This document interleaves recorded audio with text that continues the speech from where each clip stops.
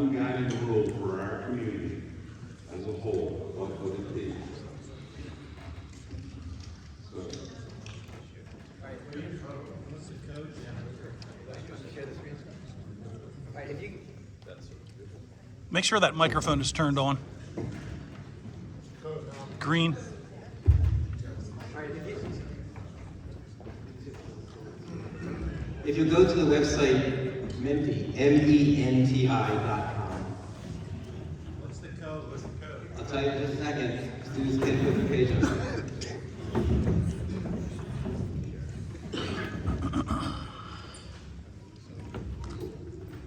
When technology works, it's great. Oh. There it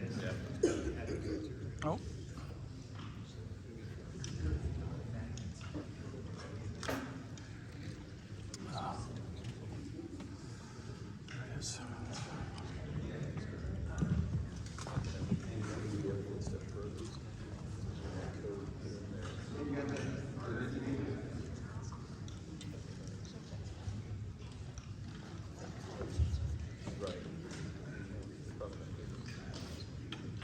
All right, I'll go ahead and get started with the introduction, and when you see the code number, we want to get your input, your ideas. Okay.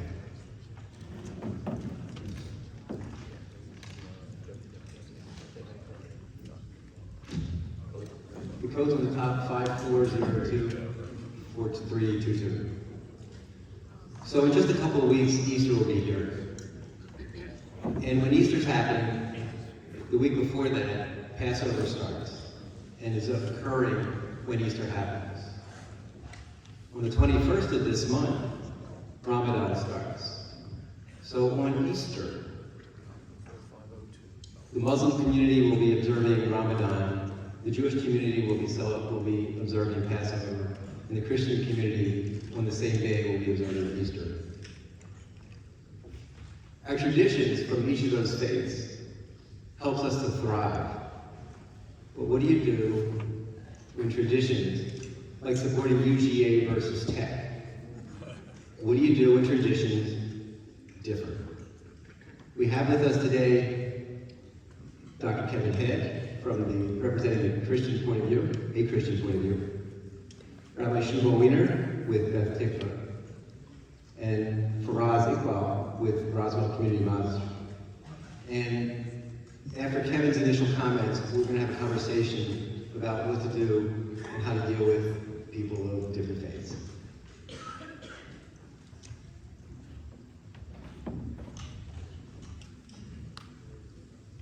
So these are, and what you're seeing up here is your responses to some of the things about what was the guidelines. So Kevin? All right, thank you, Al, and I want to say thank you to President John and to all of the Rotary members here for having this conversation. I think this conversation is very important, not just an interesting theoretical conversation, but a very practical conversation about how we can relate better to one another and why that's important. My colleagues and I were talking a few weeks ago about what we would want to talk about in our session today.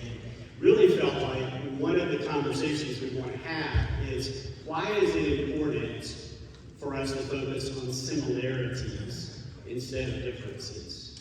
It seems so often in our world today that the focus, whether it's politics or religion or whatever, is on how different we are from one another.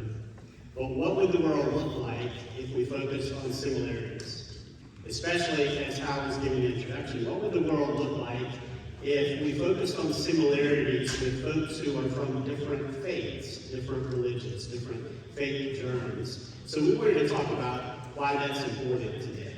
As I was thinking about this topic, I was realizing just how often we do focus on differences. And maybe even from a very early age, we start doing that. When we're very young, one of the ways we recognize who we are is to differentiate ourselves from someone else. We see, well, my hair color is different from his or hers, or the skin color is different, or we talk differently, or we dress differently.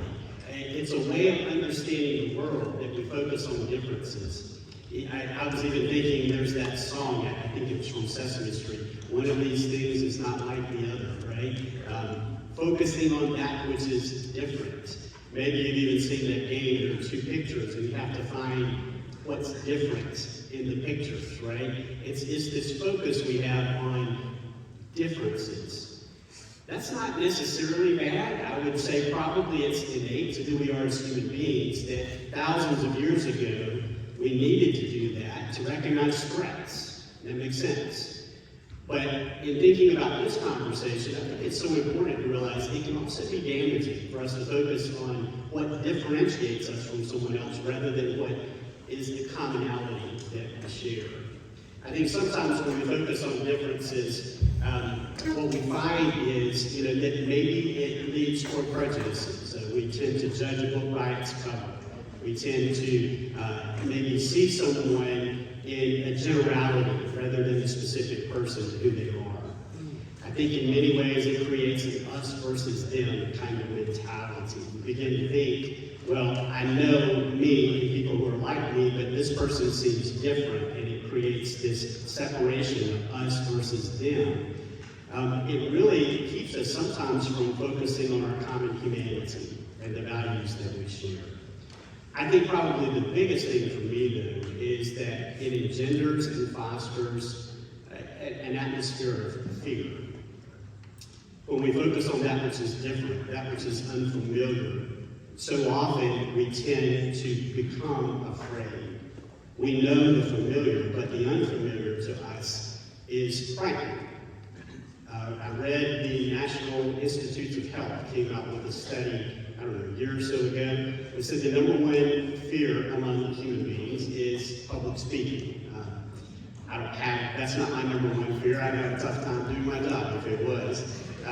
But I think part of that is the fear of the unknown. If I stand up and I stumble over my words, or I say the wrong thing, or I look foolish, it's the fear of the unknown that is connected to that fear of public speaking. I think in a broad sense, we as human beings are afraid of that which is unknown to us. And it's the unknown that then creates xenophobia. It creates Islamophobia. It creates anti-Semitism. It fosters a spirit of being afraid of Christians if you're not a Christian, those who are different from me. So all of those are some reasons why I think it's really important for us today to have a conversation and think about what would the world look like if we were able to focus on our similarities rather than our differences. So I really appreciate what you all put up on the slide today, and I hope we can use those things to talk about why this is such an important subject. So I'm going to invite my colleagues here to share a little bit about their thoughts as well on this idea of why it's important to focus on our similarities.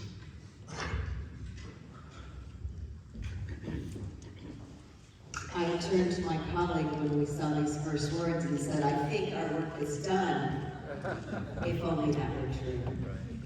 There's a reason that all of our faith traditions have teachings around the Golden Rule. There's a reason why it's called the Golden Rule. Because, as Pastor Kevin said, the reality of human beings is that too often we see other as something to fear, as opposed to entering relationships with a curiosity and an open-heartedness. Our faith traditions all remind us that we were all created from a single entity. There was what we call in Judaism, the Adam HaKadmon, the very first human, and all came from the one. We are all part of the one.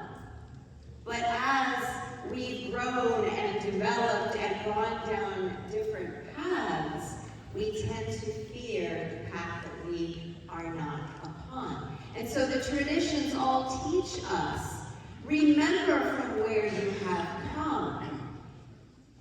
Love your neighbor as yourself, and do not fear the stranger, but to revere the stranger as one of your own. So in Leviticus, we are taught at two ends of it. There are those with whom you are familiar, and there will be those for whom you are not, but you are to love them all as yourself.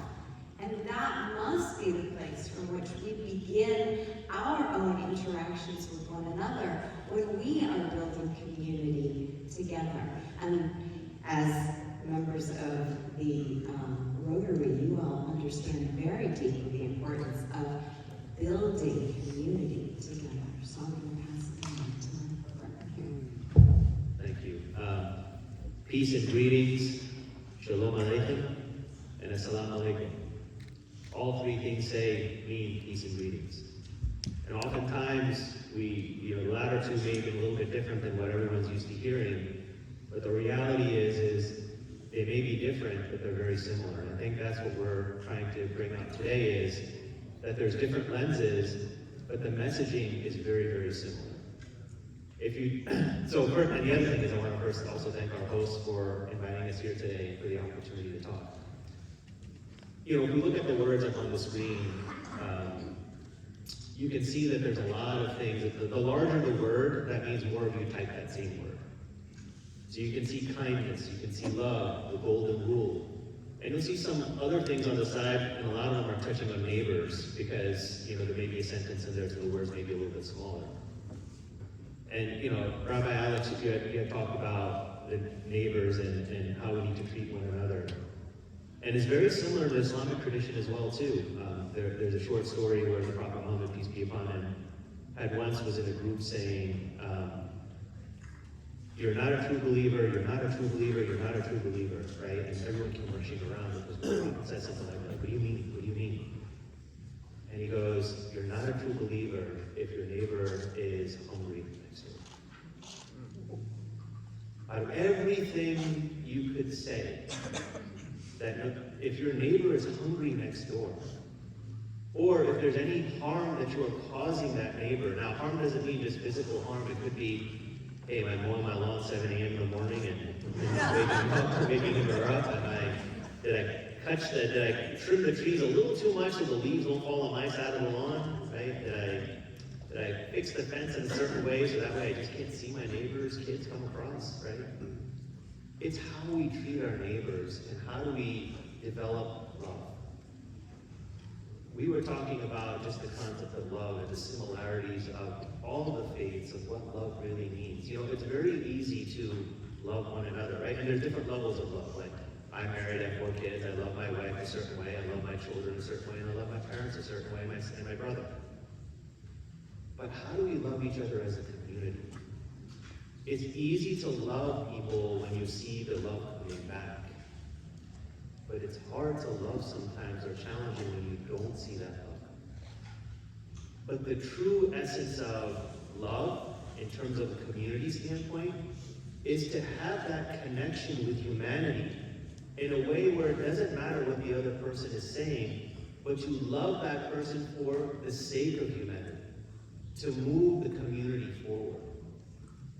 And that's something that's very similar in all of our faiths, right, in terms of what that love is. And that's a challenge that we all go through. Like, we have a lot of great words here, but could you put those words in front of someone who you don't know? It's someone that looks different. I remember, and I'll end with this, I remember, post 9/11, I was going to the mosque, right, during Ramadan, actually. And I was in my thobe and in my hat, right, that I wear. And I'm born and raised here, by the way, out of Jersey. Okay, so don't hold that against me. Jersey can be another country that's all, I get it. I get it. I'm not, what are you talking about? Like, that doesn't come out yet. When I go to Jersey, you'll hear it. But I remember I was walking to the mosque and some guy came up to me and said, why don't you go back to where you came from? And I just turned around and said, back to Jersey? Because this happened in Connecticut. Did you go back over the Hudson River? And he just kind of looked at me just astonished. A, that I didn't have an accent, and B, that I said Jersey. The point is that, and we actually had a conversation after that, and kind of moved things in the right direction, but the point is, at first look, things are different, but it's on all of us to demystify the unknown to bring it closer to love. So I'm going to pause there. You said something that just made me think about biblical reading that we had this past Sabbath, and it's describing the high priest that will be tending to the Holy of Holies. And one of the pieces of garb was to wear a headband that said Holy to God. And I have a teacher of blessed memory who challenged us in seminary to say, what would it be like if within the world we all had tattooed on our foreheads, Holy to God, so that when we looked into the face of another, that's what we would see. Can we imagine how we would engage with one another and treat one another if we were reminded that each and every one of us is holy to God? It's a great image. I was thinking as my colleagues were talking as well, that I was remembering an experience that we had at our church, First Baptist Roswell, about 6 years ago. I had gotten to know the imam at Faraz's community, and we had coffee a couple of times, and in those conversations we said, well, what would it be like to have some conversations with our faith communities? And so I invited the imam to come to our church on a Wednesday night, and he came with about 8 to 10 of the members of their community, their faith community. And for many of us at our church, it was, I wouldn't say frightening, but it was unfamiliar. We were uncertain as to how that conversation would go. And I think many of us came to that meeting that night wondering, what's going to happen? How is this going to work? And the thing that I remember most after that conversation were the conversations that happened among our members and the members of their faith community. And you could see, I'm not necessarily saying long-term relationships developed, but doors were open for conversation. Demystifying, as Faraz said, the opportunity to get to know a person and have a conversation. Because I think the fear so often keeps us from talking to someone, but to be able to have that conversation is so important.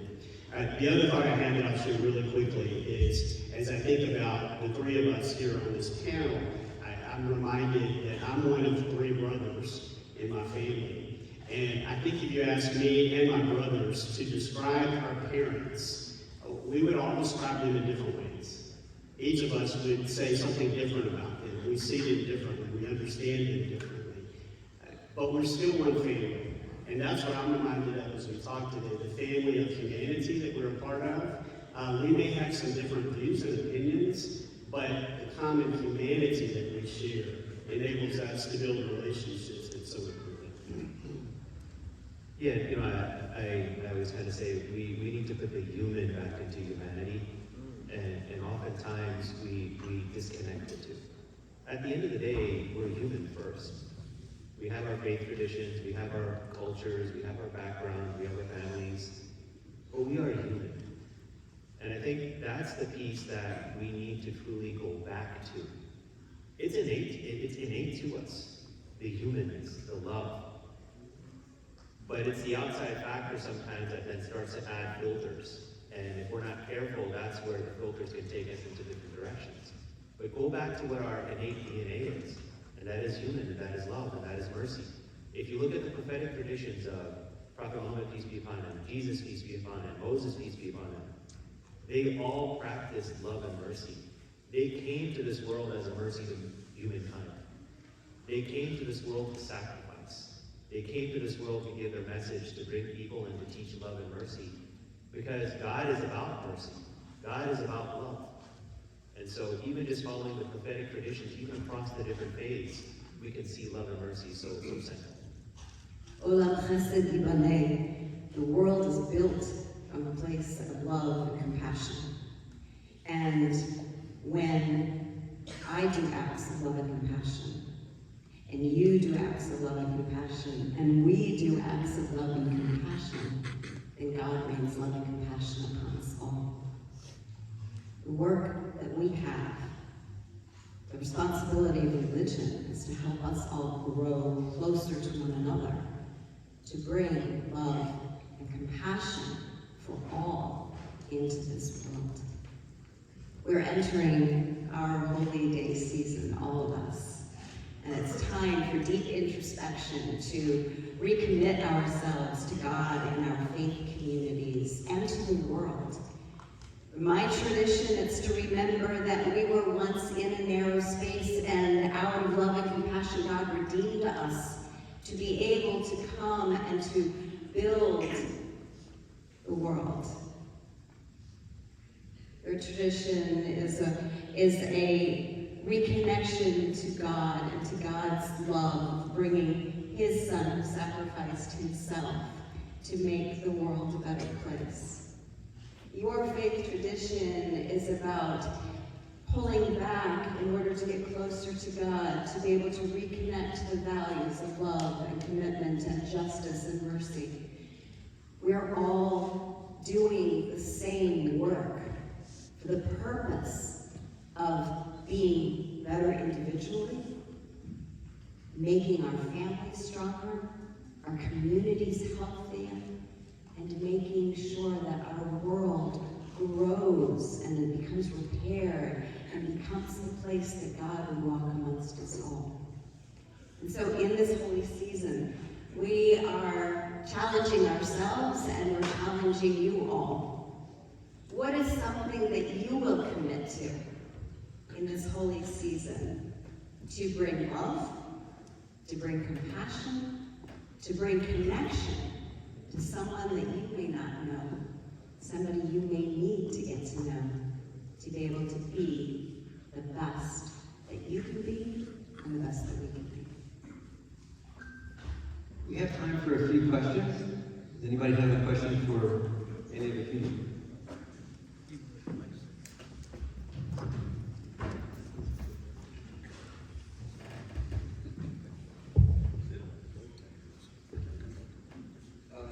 Thank you for your presentation. Thank you for being with us. First of all, I'd like to thank Hal. I have a lot of respect for you for organizing such a dialogue. And that's what we need in our country, to understand each other and to learn about each other. My question is to all three of you representing the Abrahamic religions, Judaism, Christianity, and Islam. Many scholars in the world that believe that these religions are extremely parallel and pretty much are the same religions. What are your thoughts and your opinions and views on that? Thank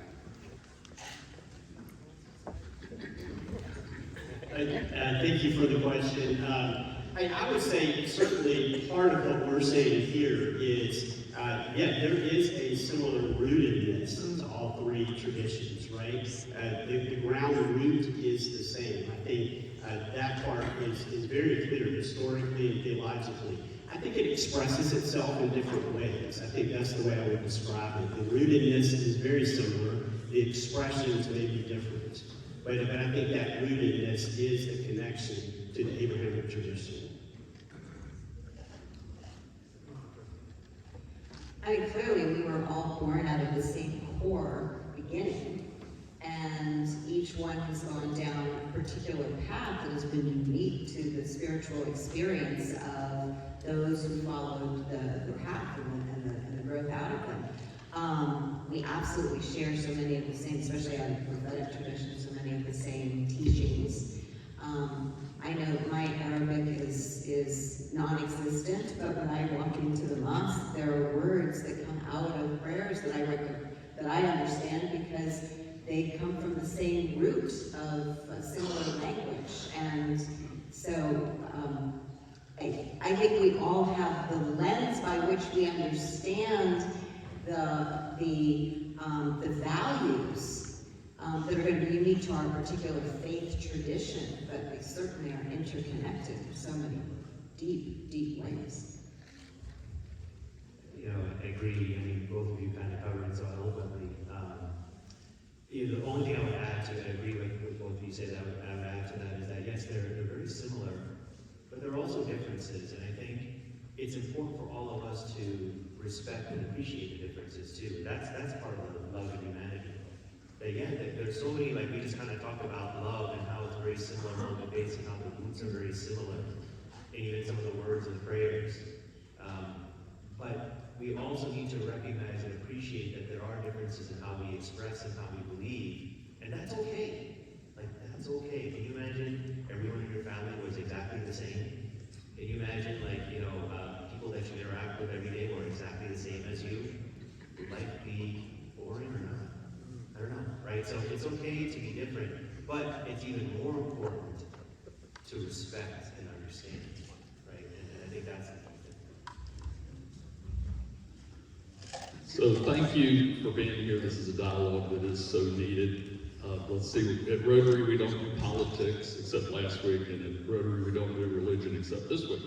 But we need more of this. I wish there were more forums where this could happen. However, the thing I will always struggle with, coming from the Christian faith, is how we get past our own books. And believe me, the Old Testament has some pretty tough things to read and still say this is the undeniable Word of God. And so across all the religions, the degree to which we get past our books at some level and can have this dialogue and not dwell on the things that say, if you're not one of me, then I must destroy you, or any of this kind of thing. And in each of your faith communities, that's got to be a challenge, how we live today and selectively pick the things that make us able to work together and be in community versus the things that tear us apart, because it's right there in the book.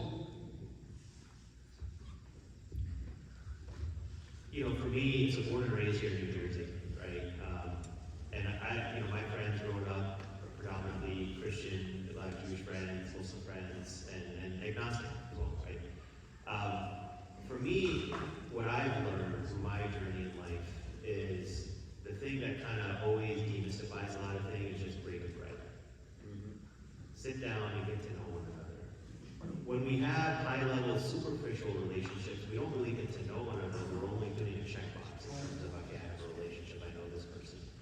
But try to get to know the person. To try to answer your question is, get to know the person sincerely. Kind of going back to how all three traditions think about neighbors. Neighbors have rights on you in all three traditions. You know, I shouldn't go to bed if my neighbor's hungry. I should know my neighbor's situation well enough to know if they're hungry. So I think it's really important for us to really be open-hearted in these conversations. You know, I'll tell you just from my journey. One of my best friends, he's Catholic. He converted to Catholicism. And so he had to do a baptism. And so we went to the church, and this was very new to me. And he's like, Faraz, I want you to come. Right? This is my first time. And I saw the whole, you know, they had a big tub in the middle, and he had his child, and they kind of bathed them in the water. I was like, man, like, I had no idea, like, this was, like, the process, because in the Islamic tradition, we have to do ablution 5 times a day before prayer, where we're putting ourselves in water. I was just like, such a beautiful thing that I would never have known had I not been in the church with my friend to be part of his child's baptism, right? So that's the thing. I think we just need to get more out of our comfort, you know, get out of our uncomfort zones, right? Our comfort zones, and kind of put ourselves out there. Yeah, thanks, Ross. And Jim, I would just add to your question. I think it's a good one. For me, the sacred text for all of our traditions do many things, but one, they lay the foundation, I believe, and they tell the story of those who go before us. And that's important for us to know. But the second part of that is, how do we take that and apply it to our lives today? And I think that's the key for me, right? That these sacred texts lay this foundation, and they tell the story of those who go before us, and that's important knowledge for us. But then it's for us to build from there, to apply from there. And I think that application is where we can move beyond the text, so to speak, and really put our faith into action that way.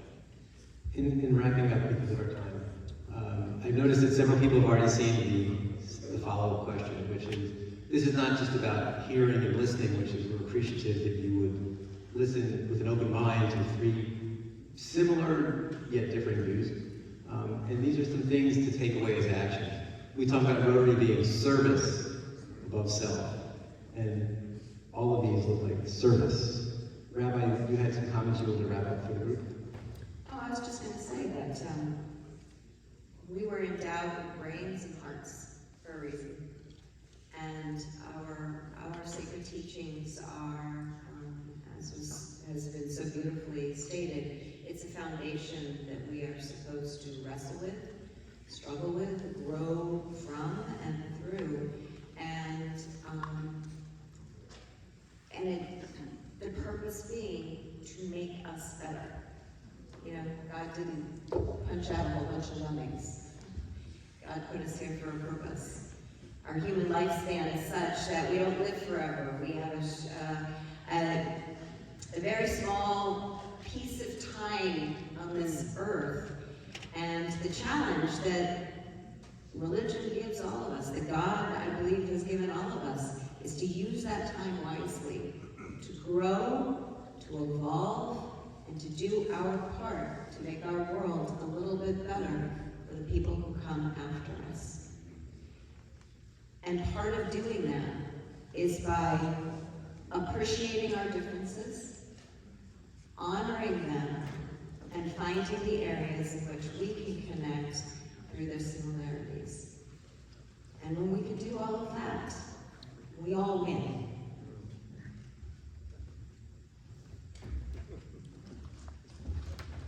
I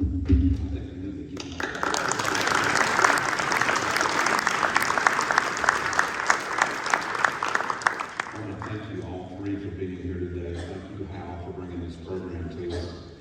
This is a great conversation that needs to continue, and it's been very special today. Thank you. And in honor of speaking to us today, our club will be making a donation to our honorary project, which allows us to take veterans to Washington, D.C. to see the Vietnam, the Korea, and the World War II memorials. Thank you again.